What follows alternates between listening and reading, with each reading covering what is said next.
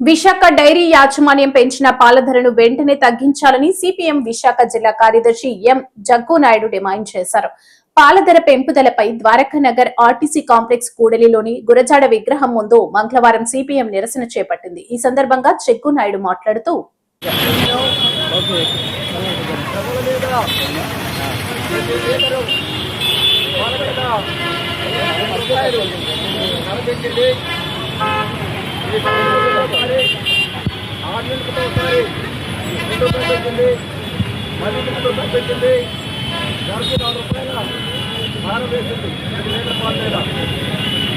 పాలు రేట్లు పెరిగిపోతే పాల ద్వారా తయారైన ఉత్పత్తులు రేట్లు కూడా పెరిగిపోతాయి.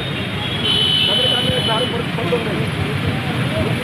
విశాఖ డైరీ గత సంవత్సరం దాదాపు 8,500 కోట్ల రూపాయల లాభాలని చెప్పింది. ఆ లాభాల కారణం పాల శాఖల రైతులు, కార్మికులు, ఉద్యోగాల సభలు వాటిగా లాభాలు పెరిగితే దీనికి ఆ లాభాల్లో కూడా ఇవ్వాలి. రాజధానికి విరుద్ధంగా ఈరోజు విశాఖ డైరీ యాజమాన్యం 8 కోట్ల రూపాయల లాభాలు సరిపోలేదట, 20 కోట్ల లాభాలు కావాలంట. అందుకని లాభాలు తీసుకుంటూనే మరోవైపు నుంచి ప్రజల మీద ప్రతి లీటర్ పాల మీద రూపాయలు ఖర్చు చెప్పింది దుర్మార్గ విషయం. కాబట్టి తక్షణమే పెంచేటువంటి పాల ధరలు చేయాలని చెప్పని డిమాండ్ చేస్తున్నాం.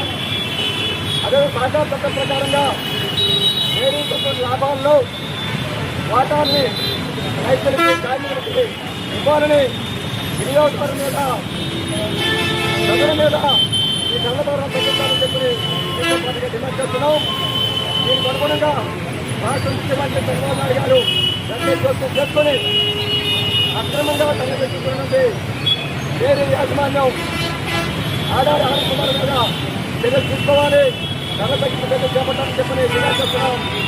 అలాగే ఆధార కుమార్ తాలూకా అక్రమాలు అవినీతి మీద, నిధుల మీద సమాధానం ప్రభుత్వం 2004లో కానీ ఓటర్ జిల్లాగా అధికార పార్టీలో చేరి బీజేపీలో చేరి ఆ అక్రమాన్ని, అన్యాయాన్ని, అవినీతిని రూపొందుకోవాలని చెప్పి ఆధారాన్ని కోరుతున్నారు.